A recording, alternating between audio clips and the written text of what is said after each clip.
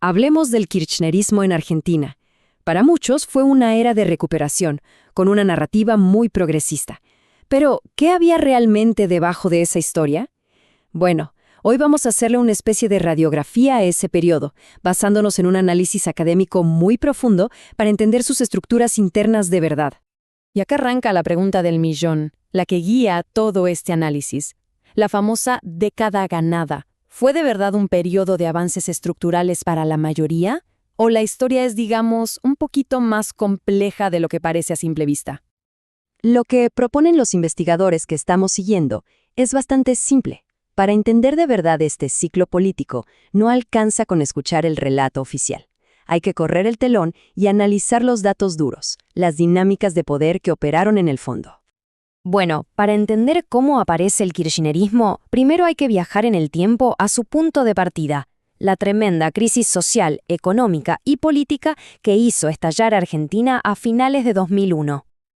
Y ojo, porque acá está la clave. El 2001 no fue solo un colapso económico, fue un cuestionamiento total al poder. Vimos surgir formas de poder popular que eran autónomas, desde asambleas en los barrios hasta obreros que ponían a funcionar las fábricas ellos mismos. Esto, claro, fue un desafío gigantesco para la clase dominante. Entonces, frente a semejante desafío, ¿qué hace un sistema político? Bueno, los autores que analizamos usan un concepto muy pero muy específico para definir la estrategia que adoptó el kirchnerismo, una forma de bonapartismo. Es súper importante que entendamos bien este término. El bonapartismo, en esencia, describe un poder que se muestra como un árbitro neutral, ¿no? Como que está por encima de los trabajadores y de los empresarios.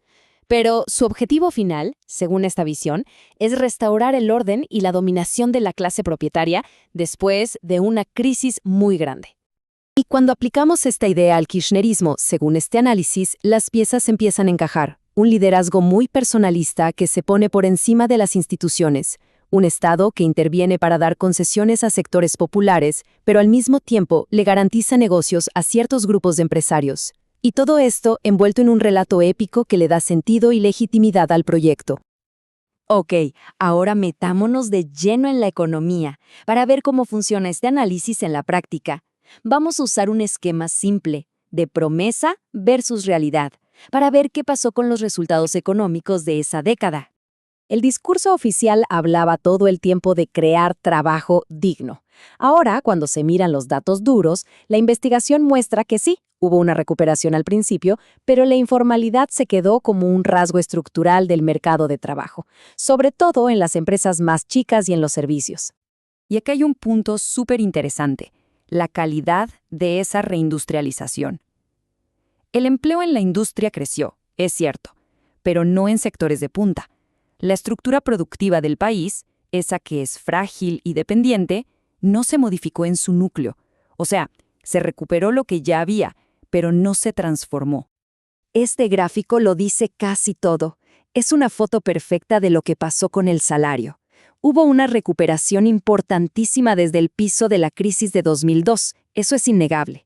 Pero, y este es un gran pero, incluso en su mejor momento, el poder de compra no llegó a recuperar los niveles históricos de antes de la década neoliberal de los 90. Entonces, la pregunta lógica es, si la transformación estructural no fue tan de raíz, ¿quiénes se beneficiaron de este nuevo esquema político y económico? Y acá es donde entra en juego el concepto de los patrones K. Esta cita, que resume la investigación de Raffaele y Fernández Blanco, es contundente. Lo que argumentan es que el proyecto no solo buscaba la inclusión de los sectores populares, sino también crear y fortalecer una nueva élite empresarial muy aliada al poder del Estado.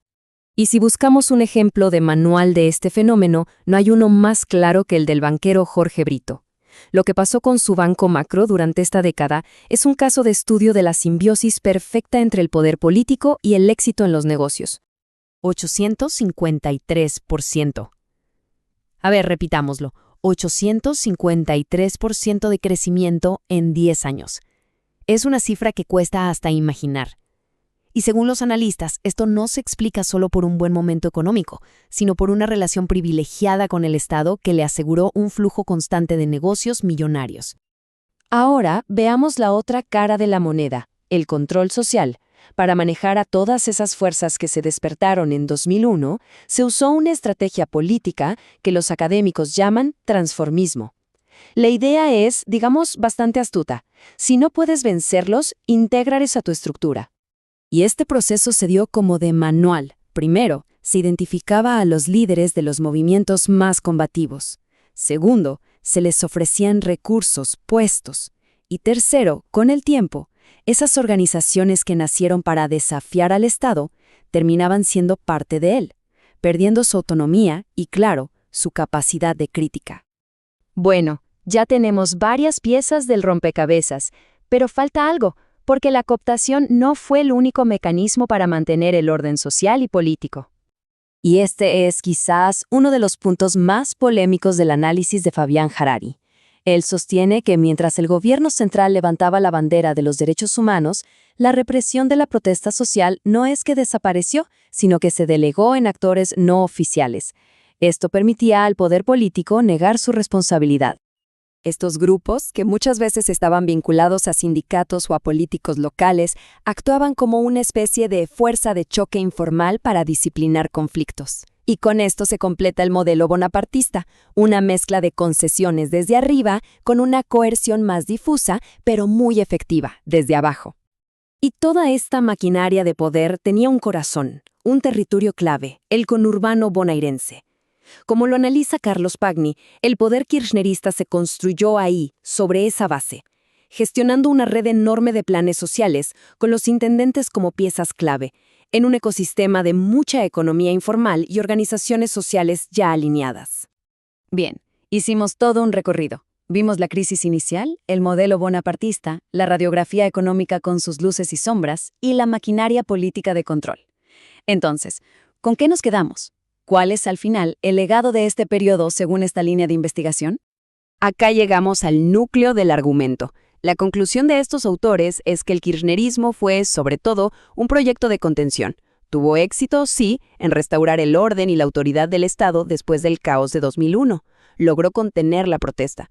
Pero, y acá está el punto clave, lo hizo sin alterar las estructuras económicas y sociales de fondo de Argentina.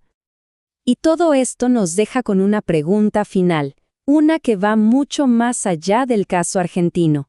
Si el relato y la realidad material pueden ir por caminos tan distintos, nos obliga a ser mucho más críticos.